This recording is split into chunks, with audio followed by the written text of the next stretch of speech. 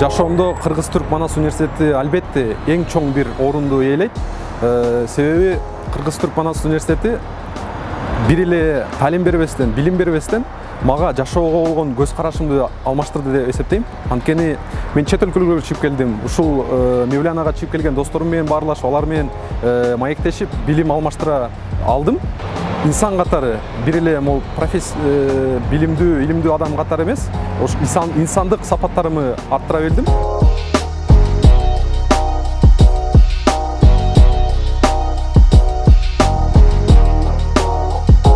Даярдоо курсунда, биринчи курста мен президент болуп шайландым.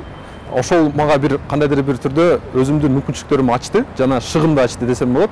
Ошол азыр деле мага жардам берип жатат. Мен публикага чыгып, же болбосо элдин астында чыгып сүйлөп атканда, мен эч кандай коркпостон, тартынбастан өз оюмду жеткире алам.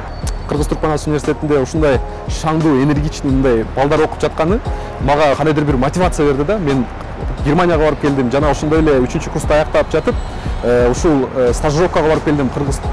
Стамбул тижарет одасы деген алдыңкы дүйнө жүзүндөгү номер 3-орунда турган торгово-промышленный палаталардан бири болуп эсептелет.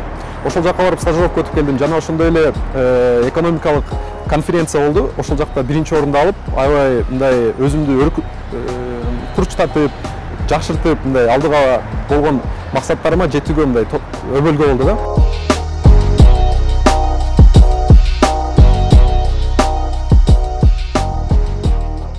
Биз биринчи кезекте максат койсок жакшы болот эле да. Китепти окуп жатып эле, эмне үчүн китепти окуп жатам деп максат коюп же суроо койсок, ошондо биз китептен көбүрөөк натыйжа алат элек деп эсептейм да. Ошондой эле Кыргыз-Түрк Манас университетинде биз алгач эле келип, кайсыл факультет болбосун, ошол факультеттен эмне ала алам, жана келечекте кандай инсан болуп чыгам, кайсыл программаларга катыша алам деп алгач ошол суроолорду кое билсек, биз көбүрөөк мындай жетишкендиктерге жетишет элек да. Башка жерде жүргөндө ушул манастык студенттерди көрүп калганда кадимкидей өзүңдүн мындай чогуу өскөн же болбосо чогуу бир тарбия алган балдагыдай катары эле барып баарлашып сүйлөшүп калганың ушул аябай сонун бир мындай кызыктуу сезимдерди калтырат.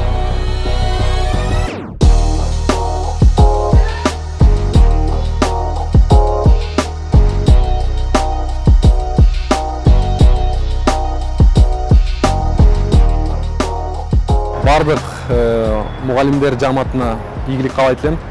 Дайыма ошондой принципиалдуу, дайыма мындай эмгекчил жана өзүнүн ишин так билген инсандардан болуп жүрө берсин деп айтып кетмекчимин. Жана студенттерге кааларым эч качан токтобой, талыкпай эмгек кылгыла жана максат койгула ар дайым. Максат койсоңор келечекте бардыгы өз колуңарда болот экен. Жана эч коркпостон кыялдангыла деп айтат элем. Баарыбыз Манастын эң негизги ураны келечек өзүбүздүн колубузда деп айткандай эле, биздин келечек чынында өз колубузда, жана ал келечекти биз бүгүндөн баштап жасайбыз.